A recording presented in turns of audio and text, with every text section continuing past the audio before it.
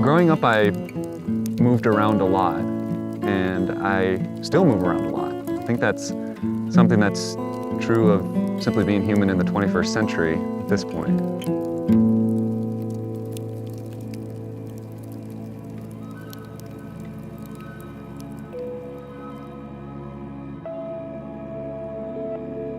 Now, after studying astronomy and being inspired by it, I could be at home wherever I am and watch the patterns in the sky rise for their seasonal dance over the celestial sphere.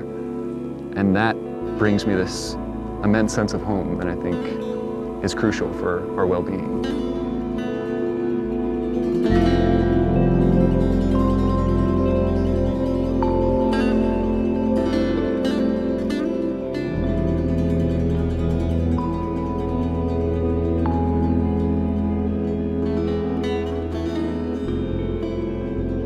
It wouldn't be the wilderness without the stars. Our very idea of place involves a starry sky overhead when you come to some place like Grand Canyon National Park. The sky is one of those things that has stimulated generations of scientists, generations of people to wonder about the world.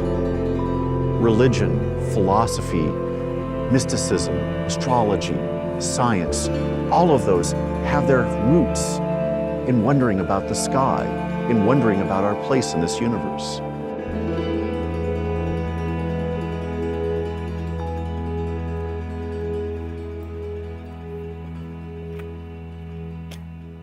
Grand Canyon is an amazing place to experience the night sky.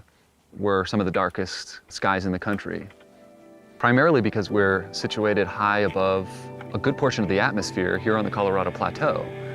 So we're at 7,000 feet here on the south rim, which allows us to see the night sky without the distortion of atmosphere, molecules, aerosols, dust. If you look at a light pollution map of the United States, the East Coast is pretty much completely whitewashed with excess light and light pollution, whereas in the Southwest, there are still completely dark patches left. And so they've become somewhat of sanctuaries for the night, and Grand Canyon is certainly one of those sanctuaries.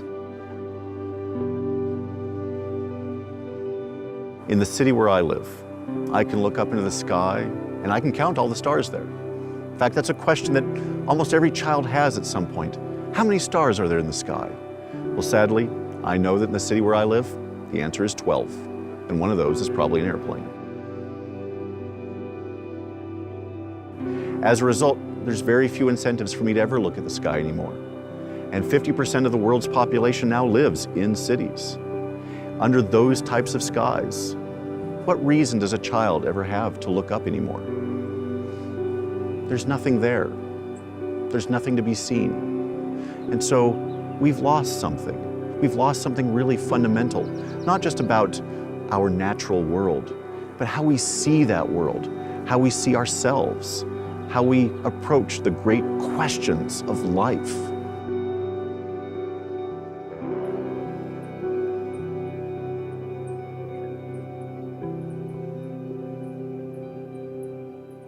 We want to protect the night sky in the park because there are so many visitors here who would not have the experience of seeing the Milky Way anywhere else.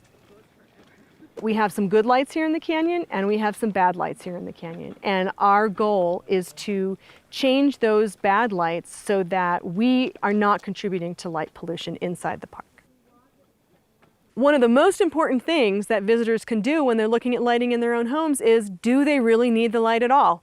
That's one of the best energy efficient savings and night sky friendly things you can do, is determine if you need the light at all.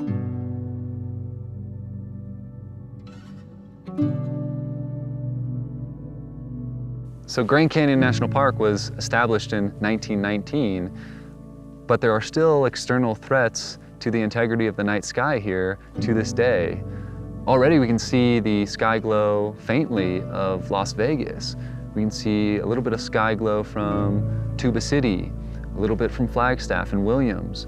And there is, even to this day, proposed development right on the outside of Grand Canyon National Park's entrance that would undoubtedly have negative effects on the pristine nature of the night sky here at Grand Canyon.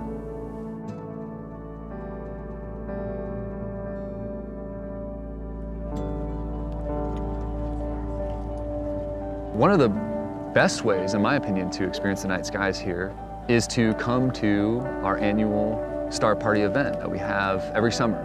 We've been doing it for decades at this point.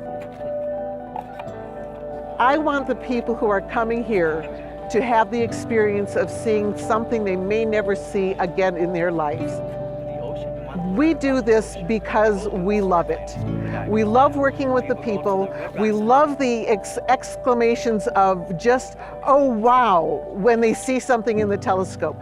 I've had kids think that we painted Saturn on the inside of the telescope because they've never seen it look like that.